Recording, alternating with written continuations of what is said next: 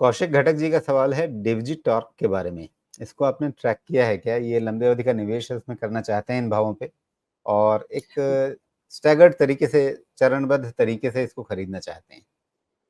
ये मेरे इसी मेथड का पार्ट है जो मैं आईपीओ लिस्ट होने के बाद ट्रैकिंग शुरू करता हूँ। तो डिवगी को मैंने थोड़ा बहुत ट्रैक करना शुरू किया, अभी बहुत ज़्यादा फोकस नहीं किया है। कारण ये है कि इनके सेल्स मैंने देखे थे, कुछ तो गिर पड़ रहे थे। एक बार थोड़ा-सा मैं देख लेता हूँ। करेक्ट है। देखिए, इनकी लिस्टिंग हुई थी शायद मार्च लास्ट ईयर हुई थी इनकी लिस्टिंग डिवगी की। डिवगी डिवगी टॉर्क। हाँ, इनकी जो लिस्टिंग हुई है, वो हुई है मार्च 23 को, करेक्ट, याद ठीक है मुझे। तो इनकी लिस्टिंग के बाद से अगर आप देखिए मार्च 23 के बाद से इनके सेल्स के नंबर्स एनकरेजिंग नहीं है, सेल्स ही गिर रहा है, ओके।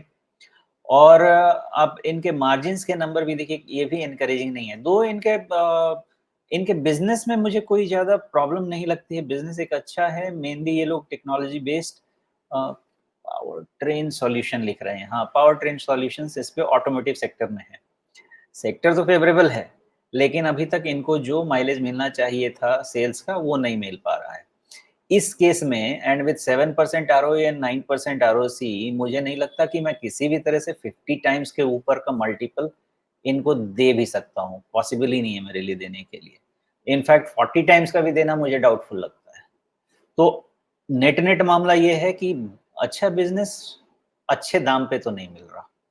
तो अब वेट करेंगे, या तो इनका बिज़नेस में मुझे सेल्स बढ़ता हुआ कहीं दिखे, कुछ क्लिक करे। हो सकता है क्योंकि कंपनी छोटी-सी 1800 करोड़ की कंपनी है, तो कोई भी बड़ा ऑर्डर मिल गया तो सेल्स क्लिक हो जाएगा। और जब तक वैल्यूएशन थोड़ा-सा 40 के नीचे नॉर्मल नहीं होता है ना, तो सेल्स डिक्लाइनिंग सेल्स में ये अच्छा बेट मेरे हिसाब से तो नहीं रहेगा। तो हमने इसकी एनालिसिस की थी, बिकॉज़ हम पोस्ट आईपीओ चीज़ें जब गिर जाती हैं, नीचे लेवल पे मिलती हैं, तो उसको हम देखते हैं कि इसमें कितना सेफ्टी है। इसमें मुझे मार्जिन ऑफ सेफ्टी नहीं लगी। 500 से 400 रुपए के रेंज में अगर ये कभी जाता है और उस समय अगर ऑटो का साइकिल बचा रहता है, तो इसकी इवैल्यूएशन करनी चाहिए। लेना नहीं चाहिए, उस समय भी इवैल्यूएशन करना चाहिए। बाकी अपना-अपना तरीका, अगर कभी मोमेंटम लगता है तो मोमेंटम ट्रेड करके निकल जाइए। फिलहाल फंडामेंटली तो मेरा यही व्यू था इस पे। नहीं तो आईपीओ के बाद मतलब कंपनी की सेल्स घटने लग गई, मतलब क्या प्रमोटर्स छुट्टी पे चले गए कि बहुत पैसा कमा लिया, अब चलो छुट्टी मनाते हैं?